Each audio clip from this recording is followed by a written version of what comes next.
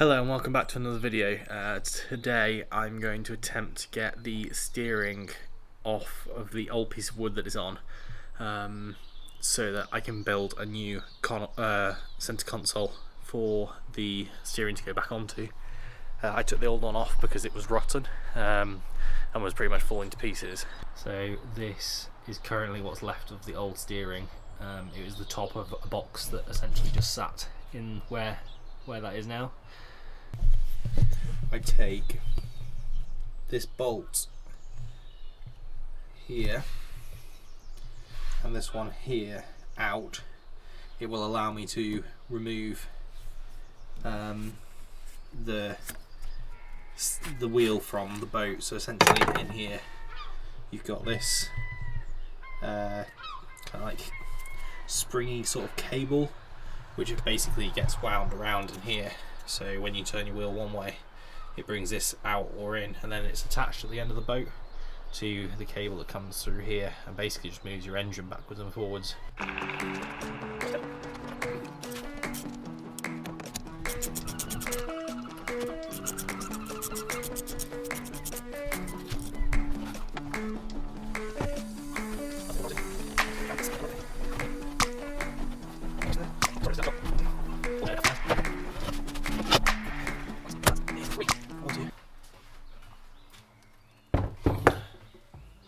Right, now we just need to work out how to get this off the wood. How hard can that be?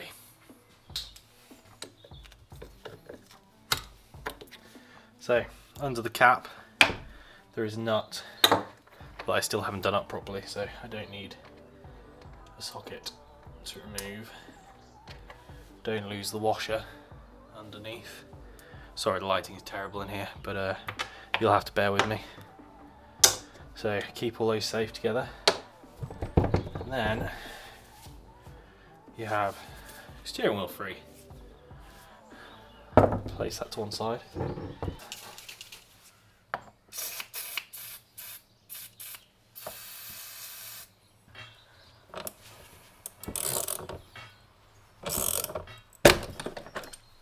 Whenever you're taking things apart like this, you always want to be careful you don't lose this little half moon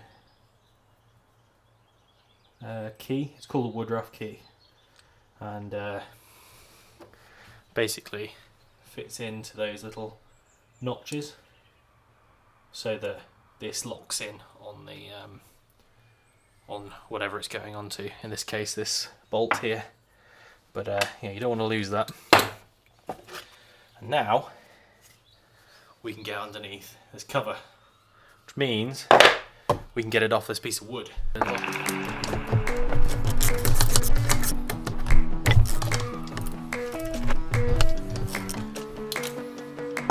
I am super happy that we managed to get that off today.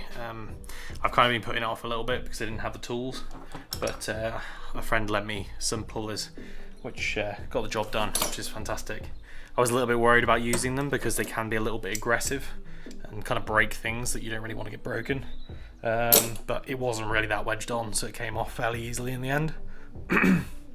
But this is made out of some like super lightweight aluminium, I think, or something similar. And I can't imagine that would take too much to actually damage. But now we've got this off. I'll give it a clean up, and we can work out how we're going to fit it again to the boat. So, what is my plan? I essentially want to build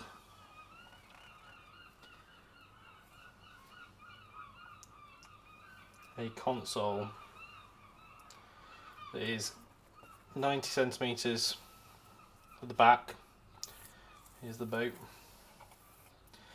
and 80 at the front, and I think that the width might work as a single plank. It's probably worth caveating with these materials really aren't designed for salt water, so if you're looking to make something that's going to last a long time, then this is probably not the correct material to use. You could use it if you then covered it in epoxy like resin, or if you fiberglassed over it, it would probably be alright.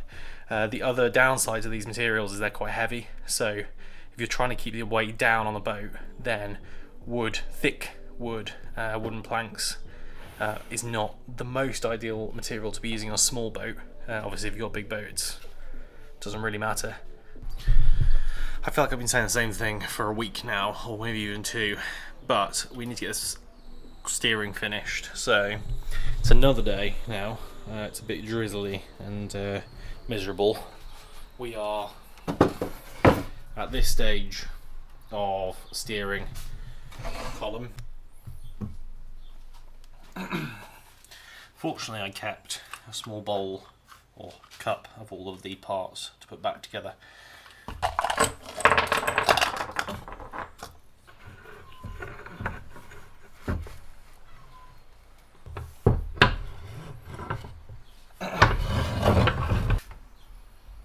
Roughly at that angle will allow just to bypass that side so that we won't have to do too much butchering.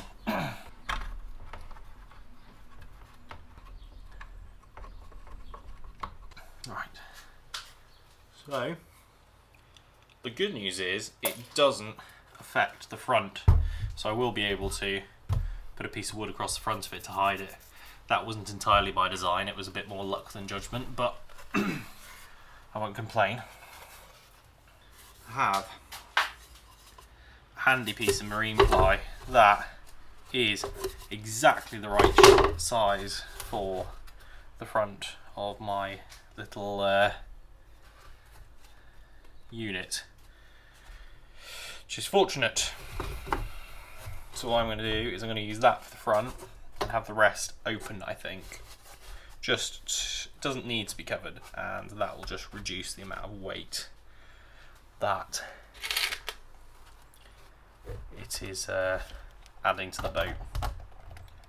There's that gap there, however, that is because this has got a bit that's been chipped off the bottom, so it is level, I promise. But that, I don't know how much you can see of that. Oh, you can. There is the top, covering up all the gubbins inside. This I'm just going to leave open because it doesn't need anything. And I'm going to attempt to explain. Basically, it's going to have one attached to the back like that. Now, we have the back side of the steering now. Which basically, we'll have some holes in here that correspond with the holes in the boat that are already there to hold the old steering on, and we'll just drill through this one and put some bolts through to hold it in place. Okay, I think to finish up this evening, now I've got a rough layout, well, I say rough, the end layout of the column. I'm going to just give it a quick coat of paint. I'm going to use the same paint that we've used to paint the interior, so it looks the same, which is going to be white, and just coat all the outside edges with it, just so it's protected. I'm going to do it before I put all this stuff on, like I said before, so that's not covered in paint afterwards. And yeah, I'll show you what it looks like afterwards. And now, with a coat of paint, I'll show you from this side because of the light. This is nice and white. So, once that's dried, I'll just touch up any bits that might need a touch up. As you can see, I took all of the fittings off to paint it just so I could get any exposed bits covered if it needed it. Oh well, covered so it's as protected as it possibly can be. Once that's dry and we have a nice day, I will probably fit all of the fittings back onto the boat, including the steering and all of the cleats and whatnot that are in here. It did come with these plasticky ones. I think somewhere I've got some stainless steel ones, so it might be nice to put those on. jazz it up a little bit. I've got some stainless steel rails as well that we can put on.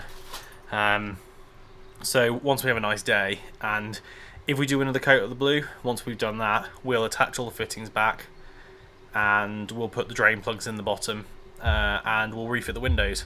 And in that video we'll also be installing this freshly painted centre console situation that is a little bit of a slimmer profile than the one that I originally took out. But yeah, again, as always, thank you so much for watching. I appreciate it, and I hope that it's been either interesting, insightful, helpful, or one of those things, or none. If it has, I'm sorry. Please subscribe if you enjoy watching the videos, and there'll be plenty more to come. Give it a like if you found it interesting, and yeah, I'll see you in the next one.